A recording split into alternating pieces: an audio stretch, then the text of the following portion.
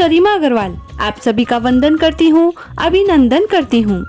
आइए आज हम जानते हैं आशा भगवती व्रत की पूरी उद्यापन विधि बहुत ही सरल तरीके से।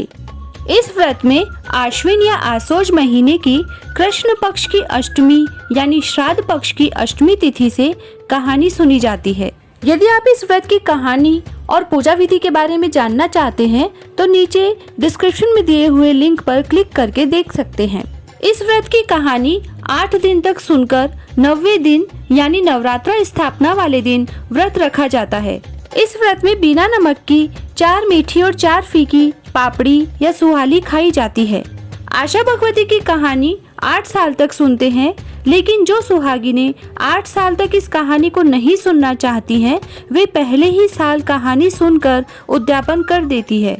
जो इस कहानी को 8 साल सुनते हैं वे इसका उद्यापन 3रे, 5वें या 7वें साल में कर सकते हैं या फिर पूरे 8 साल सुनकर 9वें साल में उद्यापन कर सकते हैं। इसके उद्यापन के लिए तैयारी इस प्रकार करें। इस व्रत उद्यापन के लिए हम 9 सुहाग पिटारी तैयार करेंगे, तो आप 9 छाबड़ी या टोकरी ले लें, चाहे तो आप कोई बॉक्स वगैरह भी ले सकते हैं। इसमें हमें 16 श्रृंगार के सामान रखने होते हैं। यह 16 श्रृंगार का सामान इस प्रकार ले सकते हैं: रोली, मोली, मेहंदी, काजल, कंगा, कांच, मेण, चूड़ा, सिंदूर, रिबन या कोई भी हेयर एसेसरीज, रबर, बैकपिन ले सकते हैं, नेल पॉलिश, लिपस्टिक, बिंदी, बिछिया, दातन। दातन एक चांदी का तार होता है जो आपको किसी भी सुनार के पास मिल जाएगा। ब्लाउज पीस और दक्षिणा के लिए 11, 21 या 51 रुपए अपनी श्रद्धा अनुसार ले सकते हैं। इसके अलावा और भी कोई सामान जैसे क्रीम, शैम्पू, पाउडर आप चाहें तो रख सकते हैं। इन सभी सामानों से 9 सुहाग पिटारी या टोकरी तैयार कर लें। फिर इनमें 4 मीठी व 4 फीकी पापड़ी रखें। पापड़ी आप पहले दिन ही बनाकर रख ले, उसी दिन ना बनाएं। अब आपको एक सासू जी का बेस तैयार करना है।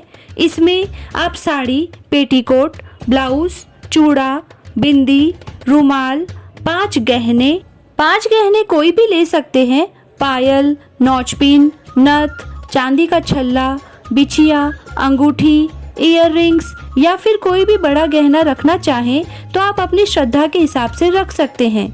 इनमें कोई भी 5 गहने आप रख लें। फिर इस पर जो आपने सुहाग पिटारी तैयार की है एक वो रख लें और ससुर जी की जुहारी यानी एक लिफाफा रखें। यह आपके उद्यापन की पूरी तैयारी हो गई है। अब जहाँ जिस चौके को मानकर आप कहानी सुन रहे हैं उसके 8 कोनों पर एक एक सुहाग पिटारी रखें और बीच में सासू जी का बेस व सुहाग पिटारी रखकर रोजाना की तरह कहानी सुन लें।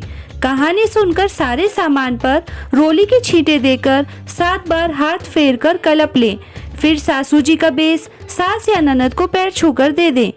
बाकी 8 सुहाग पिटारी 8 सुहागिनों को तिलक करके पैर छूकर दे दें। यदि आप चाहें तो 8 सुहागिनों को घर पर बुलाकर खाना खिलाकर सुहाग पिटारी दें। खाना नहीं खिलाना चाहें तो उनके घर पर ही सुहाग पिटारी भिजवा दें या दे आए। इस तरह बड़े ही सरल तरीके से आपका आशा भगवती व्रत का उद्यापन हो जाएगा। यदि आप कुछ और जानना चाहें तो कमेंट करके पूछ सकते हैं। और यदि आपको हमारे द्वारा दी गई जानकारी पसंद आए तो हमारे चैनल को लाइक एंड सब्सक्राइब करना ना भूलें।